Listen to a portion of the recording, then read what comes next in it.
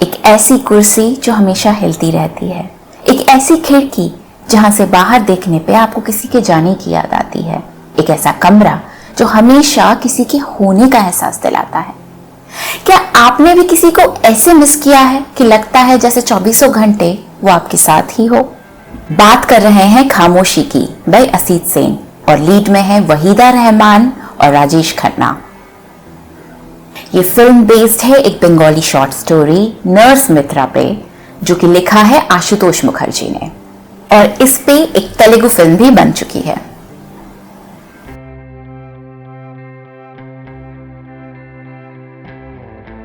खामोशी कहानी है नर्स राधा की, जो कि एक मेंटल असाइलम में काम करती है और एक अनकन्वेंशनल ट्रीटमेंट का हिस्सा बनती है, जिसमें उसे पेशेंट्स के साथ एक प्यार का संबंध बनाना होता है। पहले इस प्रक्रिया से वो देव को ठीक करती है और फिर ऐसा ही एक केस उसे फिर से दिया जाता है, लेकिन इन सब के बीच वो क्या कीमत चुका रही है, वही इस फिल्म की कहानी है।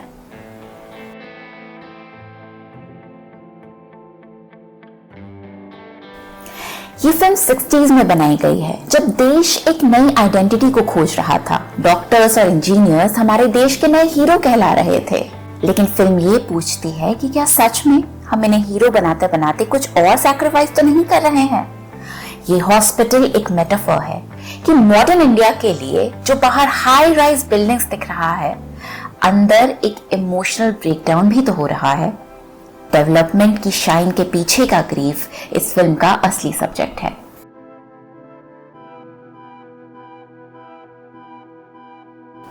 धर्मेंद्र स्क्रीन पे तो कम दिखते हैं, लेकिन उनकी प्रेजेंस हर जगह है। रूम 24, जहां वो पहले एडमिट थे, वहां एक खाली कुर्सी है, एक खिड़की है और उनकी याद है। उनका कैरेक्टर देव जो जा चुका है, उसे राधा नहीं भूल पा रही है। जब तुम पुकार लो इंस्ट्रूमेंटल म्यूजिक बजता है तो सिर्फ उनकी याद नहीं आती, धर्मेंद्र का एब्सेंस या प्रेजेंस नहीं फील होता, लेकिन राधा का भी पेन महसूस होता है। वो प्यार जिसे वो एक्सप्रेस नहीं कर पाई और अब सिर्फ एक याद बन के रह गई है।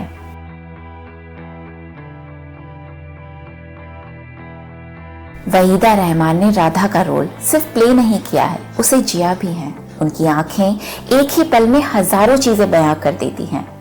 उनकी परफॉर्मेंस इतनी सटल और पावरफुल है कि हम उनकी आंखों में उनका इमोशनल ब्रेकडाउन और पेन देख सकते हैं।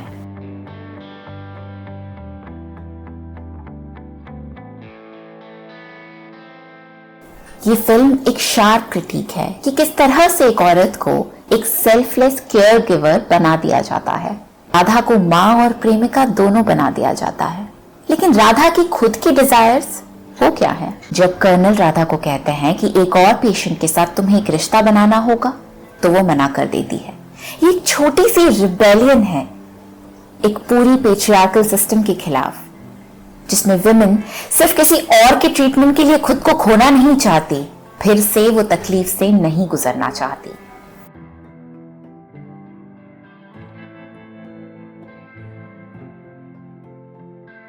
रूम नंबर 24 ये सिर्फ एक कमरा नहीं है, बल्कि राधा की यादों का एक मंदिर है।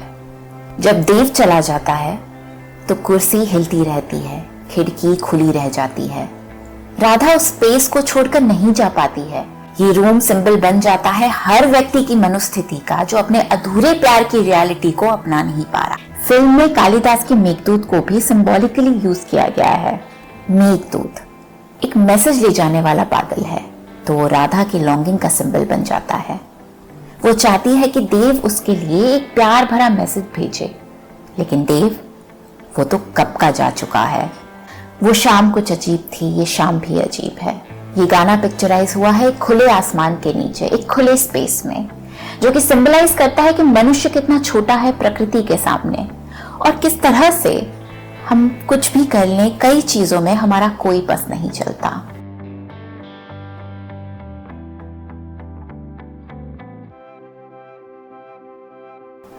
खामोशी के कई डायलॉग्स हमें डीप फिलोसॉफिकल थॉट्स में लेके जाते हैं। कई बार ऐसा लगता है कि जो प्लेन सादे शब्दों में बोला जा रहा है, उसके पीछे एक बहुत गहरी सोच है।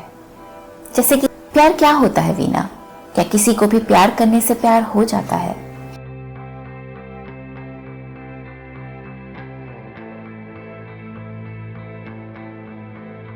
हेमंत कुमार का म्यूजिक और गुलजार के लिरिक्स, ये इस फिल्म की सोल हैं। तुम पुकार लो और वो शाम कुछ अजीब थी, ये सिर्फ गाने नहीं हैं, ये राधा के इमोशंस का एक आर्काइव है। सॉन्ग्स यूजुअली एक्सप्रेस करते हैं हीरो या हीरोइन के जज्बात, लेकिन यहाँ गाने हॉन्ट करते हैं। तुम पुकार लो देव के थ्रू आता है, लेकिन राधा के लिए बना है। गाना किसी और के लिए गाया गया है, लेकिन दर्द राधा का महसूस होता है।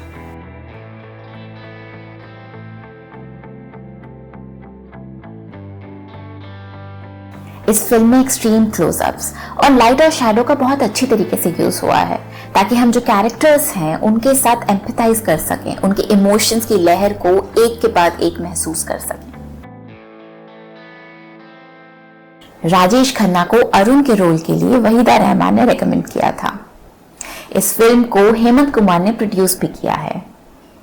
इस फिल्म के लिए कमल बोस को बेस्ट सिनेमाटोग्राफर मिला और वहीदा रहमान बेस्ट एक्ट्रेस के लिए नॉमिनेट हुई थी। ओरिजिनल बंगाली फिल्म में धर्मेंद्र का रोल डायरेक्टर असीत सिंह ने खुद किया था। खामोशी ये सिर्फ एक ओल्ड स्कूल मेलोड्रामा नहीं है, बल्कि इसका इमोशनल, फिलोसॉफिकल और फेमिनिस्ट टेक्स्ट आज भी उतना ही रेलेवेंट है। प्लीज कमेंट सेक्शन में लिखिए कि आपको खामोशी की कौन सी बात सबसे अच्छी लगी है, और लाइक, शेयर, सब्सक्राइब कीजिए ताकि मैं ऐसे ही और वीडियोस बना सकूं और फिल्मों से प्यार आपसे बांटती रहूं। Thank you.